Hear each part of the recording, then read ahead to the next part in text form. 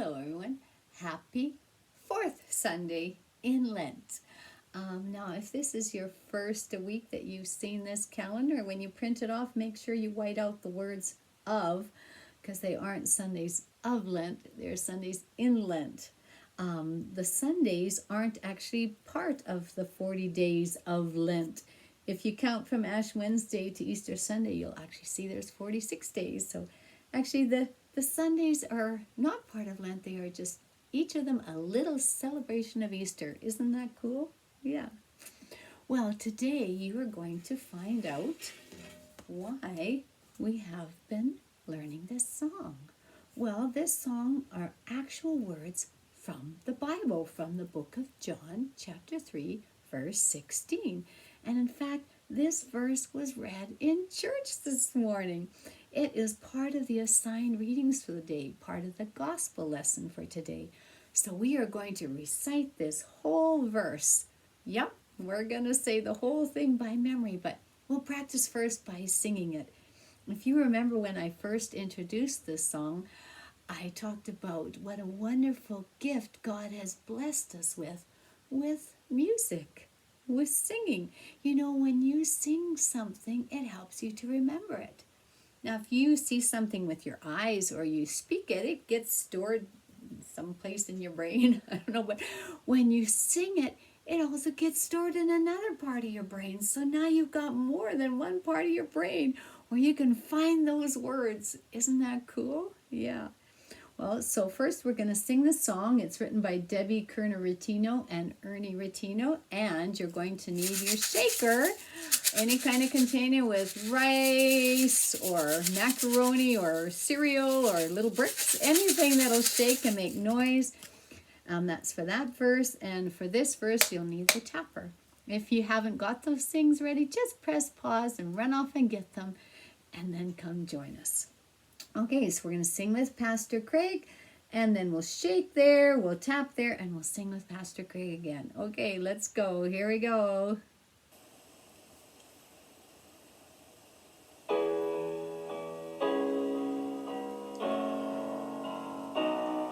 For God so loved the world, he gave his only Son, that whosoever would believe in him should not perish, but would have everlasting life. Everlasting life. Get your shaker. For God so loved the world, he gave his only Son, that whosoever would believe in him should not perish, but would have everlasting life. Everlasting life. For God so loved the world, he gave his only Son, that whosoever would believe in him should not perish, but would have everlasting life. Everlasting life. For God so loved the world, he gave his only Son, that whosoever would believe in him should not perish, but would have everlasting life. Everlasting life. There, how did you do? Were you able to sing through it all? And I was thinking, yeah, if you've learned how those others go, you could sing it in 3 parts and harmonize with each other. Anyways, I'm going to turn this around, and I'm going to see now if you remember how to recite John chapter 3, verse 16. Okay, here we go. For God so loved the world that he gave his only Son, that whosoever would believe in him should not perish, but would have everlasting life. Did you do it? Were you able to do it? Oh, I hope so. And if you need a little more practice, sing it again. Just plant those words in your brain. I just think John chapter 3, verse 16 is the most awesome verse in the Bible. Now, there's lots of wonderful verses in the Bible, but that verse, I just love it, and I just want to plant it deep in my heart. So, I actually looked around the room and I thought, oh, I still have my globe. Back on June 7th, I think we made a world. I don't know if any of you made it and still have it, but isn't it cool? This song reminded me of this globe, so I had to go and find it. Kind of a funny looking world, but that's okay. But for our activity today, I found this picture. Ooh, isn't this awesome? These are people from all around the world. Look at that. I had fun trying to figure out how to color them. And then I was looking, yeah, that looks like the map that we look at, but I thought, what if I lived down here? I wonder if my map looks like that. Or maybe if I lived there, would my map look like that? Or if I lived here, would my map look like that? I don't know. I just thought, wherever you live in the world, I wonder how the world looks to you. But you know what? God sees the whole world from every angle, all at once. Isn't that cool? Yeah. So you might have fun coloring this picture. And when I color something that I like to put a frame around it. So I pasted it onto a piece of cardboard so that it would have a nice frame. And then I found these words. Oh, I love words letters that I can color in. This is for God so loved the world. Oh, that reminds me of the verse. Can we do it again? For God so loved the world that he gave his only Son, that whosoever would believe in him should not perish, but would have everlasting life. Were you able to do it again? Oh, I hope so. Yes, we certainly do remember what God did. But you know, it was not a one-time deal. God didn't just love us back then. He loves us right now, every day. So I decided I'm going to add an S. I have to get my marker and make that, and I'm going to turn that D into an S, for God so loves the world. Now, I also thought, I really like things. Oh, you might think, hey, you didn't center that frame very well. That's because I'm going to glue this one on the bottom, and then I'm going to trim that frame, and then I'm going to hang my picture up like that. So that's why it's not quite centered.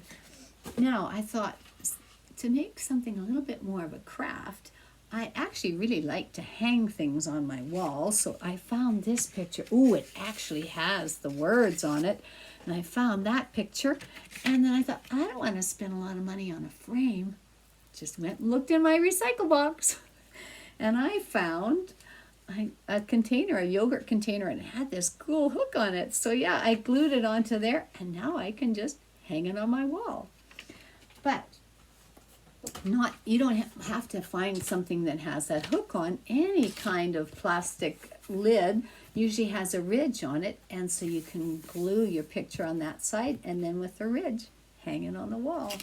Now, you might not want this plastic thing showing, so anyways, I found one of these. I don't know if you've had takeout lately. You might have one of these in your recycle box. I actually bought these at the wholesale place a couple years ago to use in VBS, but I thought, so I didn't bother coloring it yet, but I thought I could glue that onto here, and then when I put it on the plastic thing, you don't actually see the plastic container. I can hang it on the wall like this. But I was looking at this and thought, I know something else I can do with this. I printed off another one of these, actually, haven't colored it yet, and I cut out the middle, because look at that, that makes a mirror. So when I have this hanging on my wall, and I'm looking at all these different people, that God loves all the people all around the world, I can see myself in the middle. Yeah, isn't that cool? It makes like a mirror. And you might be able to use just some foil wrap as well. That makes a shiny surface. But I thought that was kind of a neat thing to be able to hang on your wall.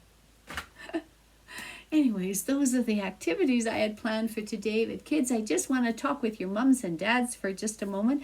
I just wanted to let them know that next Sunday there won't be a kids corner, but I will be back again on Palm Sunday.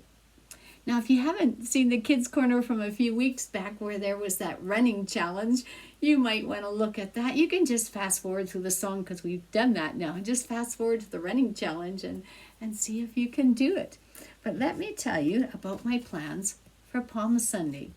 Palm Sunday is the beginning of what we call Holy Week. And I'm going to be posting 4 videos on Palm Sunday. One for Palm Sunday, one for Maundy Thursday, one for Good Friday, and one for Easter Sunday. And I'm going to post them all on Palm Sunday so that you can watch them throughout Holy Week whenever it fits into your schedule. Each one of those videos is just going to be the story for that day. The one for Good Friday actually is a video within a video. It's pretty cool, but of course, nothing beats the Easter story. That's an awesome story too, but I hope you will enjoy the progression of the story throughout that week. The instructions for the activity sheets, that'll be on a separate video because I wanted to keep those stories, just the stories, so you can watch the stories throughout the week.